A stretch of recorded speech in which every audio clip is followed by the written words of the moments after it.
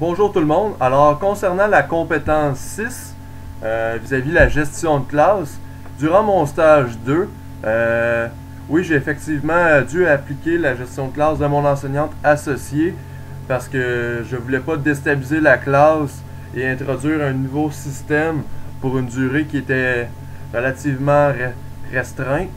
Alors, j'ai appliqué sa gestion de classe. Oui, il y a des éléments que je n'étais pas nécessairement à l'aise à appliquer, comme par exemple, mon enseignante associée se faisait un point d'honneur d'appliquer la règle de la main levée en permanence, et ce, peu importe les situations. Généralement, je suis en accord avec cette position-là, sauf que des fois, il y a des moments dans la classe que, afin de faire participer les élèves, les réprimander quand ils participent, même si qu'ils ne lèvent pas la main, je considère qu'on vient quand même limiter l'implication des élèves, et je considère qu'au contraire, on devrait les pousser, les favoriser à s'impliquer dans leur processus d'apprentissage. Alors par exemple, si nous avions un débat durant la classe, y aller à la main levée, je trouve que ça vient un peu limiter le débat, puis le caractère instantané du débat, si on veut.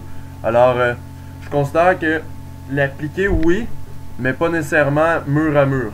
Alors, il y a certains moments que je considère que, comme que je viens de le mentionner, qu'on devrait laisser un peu plus de jeu aux élèves. De l'autre côté, par exemple, il y a beaucoup d'aspects de la gestion de classe de mon enseignante associée que j'étais parfaitement d'accord. Par exemple, le respect des autres. Alors, je ne tolérais absolument pas aucun commentaire négatif envers d'autres élèves dans la classe ou simplement envers ma personne. Alors ça, c'était vraiment un point d'honneur. S'il y avait des commentaires ou même lorsqu'on parlait durant le cours de certains éléments sensibles, j'empêchais les commentaires, si on veut, d'irrespectueux ou haineux.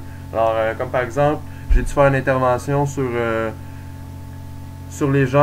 un commentaire négatif envers les gens qui étaient sur l'aide sociale. Alors, j'ai dû prendre un 5 minutes de la classe afin d'expliquer ce qu'est l'aide sociale et afin de tempérer la discussion qui avait lieu.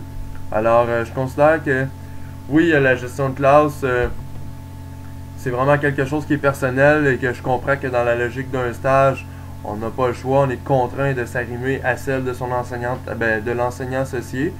Mais je considère que la gestion de classe, c'est vraiment quelque chose qui est propre à l'enseignant, puis propre à son propre climat de classe.